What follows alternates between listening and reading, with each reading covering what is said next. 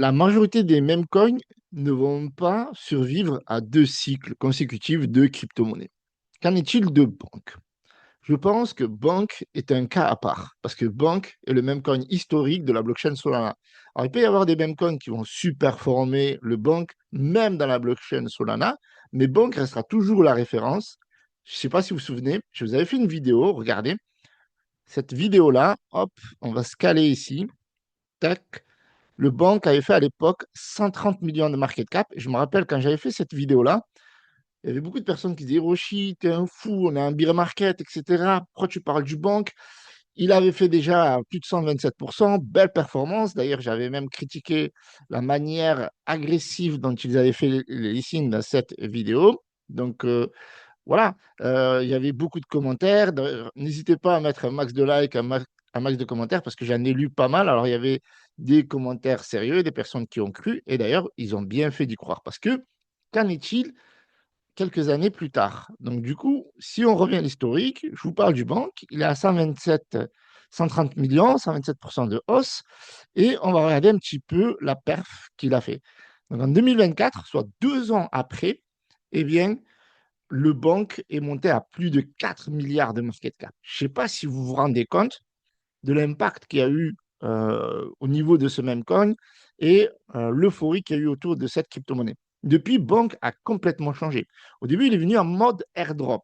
On va airdropper les développeurs, on va airdropper les détenteurs de NFT, ceux qui construisent des NFT, des métavers, etc.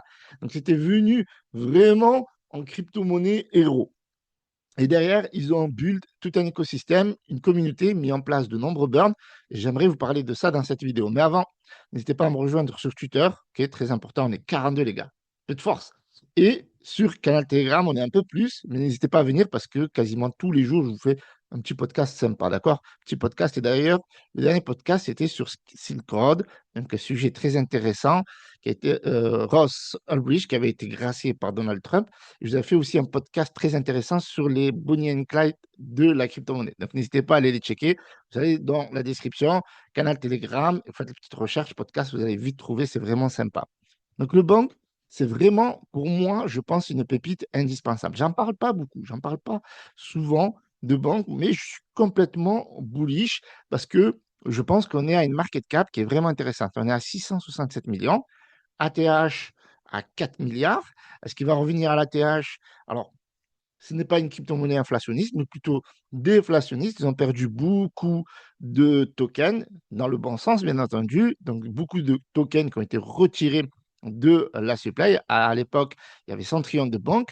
Maintenant, vous voyez qu'il y a 87,99 trillions. Donc, ils ont perdu plus de 12%. Donc, ce qui est bien avec Bonk, c'est quand le marché crypto-monnaie part en fire, il part en fire lui aussi. Il part en fire. Il reste pas de côté. Regardez, ici, vous avez le Dodge qui a pris 0,85% sur les 7 derniers jours. Le même corps que j'aime pas trop, 20,55%. Le Shiba Inu, 6,55%, etc., etc. Et on voit ici le banque qui a pris 21,70%. Donc, c'est un même coin qui est assez intéressant, qui est assez intéressant à suivre, même si aujourd'hui, il n'y a pas une très grosse hausse. Sur la semaine, on est à 21,46%, et sur le mois, on est à 26,29%. Donc, l'idée de cette vidéo, c'est aussi se préparer pour le prochain bull run, bien entendu. Donc, vous voyez ici, on est en train de repartir au-dessus de la MA9. Donc, d'un point de vue technique, ça s'annonce bien. Et regardez, voilà, très intéressant. Et encore une fois, je ne suis pas votre conseiller financier, mais les mêmes coins, c'est souvent les montagnes russes. D'accord? Ces montagnes russes, c'est comme ça, c'est la volatilité, c'est quelque chose qu'il faut accepter. Il faut accepter d'être holder quand ça chute, peut-être DCA, etc., en fonction de sa stratégie. Mais il faut avoir une stratégie, mais il ne faut pas pleurer d'avoir investi au mauvais moment, mais plutôt calculer ce mauvais moment en mode DCA ou en mode deuxième point d'entrée. D'accord? Très important, OK? Parce qu'il ne faut jamais faire all-in quand on rentre, même sur des mêmes coins qui sont listés sur Binance, etc. Parce que la volatilité, elle est très, très forte. Voilà, banque est listée sur Coinbase, etc. Donc, c'est vraiment sérieux. Là, dans ce cadre-là, il n'y a pas de piège. En plus, on arrivait à 1 million de holders. Regardez, 999 544. Alors, la légende raconte que Banque devait burn 1 trillion de tokens lorsqu'on atteignait 1 million de holders. Malheureusement, ça ne s'est pas fait. Je vais vous expliquer après. Mais grosso modo, Bank, c'est une dinguerie de base. Pourquoi? Parce que l'an dernier, je ne sais pas si vous avez suivi un peu l'histoire, ils avaient créé Let's Bank Fun. Let's Bank Fun, c'est quoi? Ben, c'est cette plateforme-là qui permet d'être un launchpad en fait de crypto-monnaie, même coin sur la blockchain Solana. Et du coup, grâce au volume, eh bien, il y a 50% des frais de transaction qui sont burn. Donc, c'est le concurrent un peu de Pump Fun si vous connaissez. Derrière, ils ont créé BankBot aussi, c'est vraiment pas mal. C'était un très très bon outil qui a pas mal été utilisé, qui permet de burn 10% des frais de transaction. Ils ont burn plusieurs millions de dollars de banque. Alors pour le coup, ça a été vraiment très utile. D'accord? Ça a été très utile, à tel point qu'ils ont réussi à burn 12 trillions. Donc c'est un super même coin déflationniste, malgré que, regardez ici cette information, il y a eu un update qui a été fait le mois dernier et ils ont dit qu'ils n'allaient pas burn ces fameux 1 million, OK, et qu'ils allaient les utiliser pour récompenser les holders, pour les utiliser pour d'autres fonds, voilà. Donc ça a été un peu mal pris par certains. Certains bon, n'ont pas, voilà, n'ont pas plus discuté que ça parce qu'en gros, bon, ils font ce qu'ils veulent. S'ils burn, ils burn. S'ils burn pas, ils burn pas. Bon, ils avaient soumis quand même cette proposition des 1 trillion à la banque DAO. Et la banque DAO a décidé de les utiliser finalement pour dev, pour faire des récompenses, etc. Personnellement, je ne suis pas spécialement fan, mais après, chacun, ils font ce qu'ils veulent. Vous voyez ce que je veux dire? Mais vous voyez que quand Let's Bank Fun est sorti, ça avait fait littéralement un carton. Ça avait super formé Pump Fun. Maintenant, c'est un peu plus calme. Clairement, c'est un peu plus calme étant donné qu'on est un petit peu voilà, en transition, ni bear market, ni bull market. C'est un peu étrange. Le marché est en train de repartir.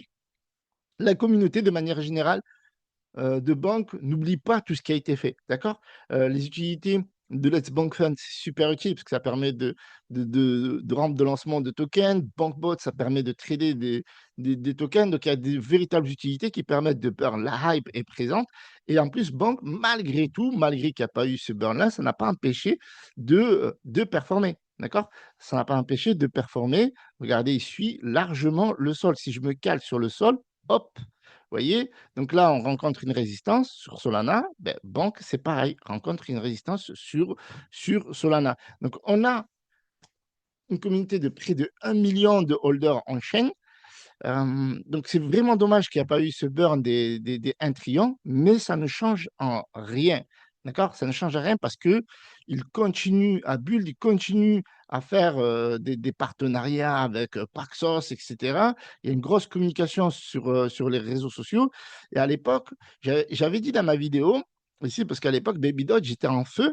Et je dis, banque, nouveau killer, Shiba Inu, Dogecoin et Baby Dodge, à la excuse de Solana. Mais aujourd'hui, on voit que le banque, il a plus de 600 millions de market cap, alors que le Baby Dodge, bah, il s'est un peu perdu, quoi. Il a combien? Il est à 83 millions de market cap. Mais rien n'est fait. Le but, c'est pas de faire la concurrence ou quoi que ce soit. Mais en tout cas, en tant que Baby Dodge killer, il a réussi son challenge, le banque à l'époque. Donc maintenant, le burn continue du côté de banque. Bon, la route, elle est très, très longue à ce niveau-là. Moi, personnellement, sur ce même coin-là, je ne mise pas sur le burn.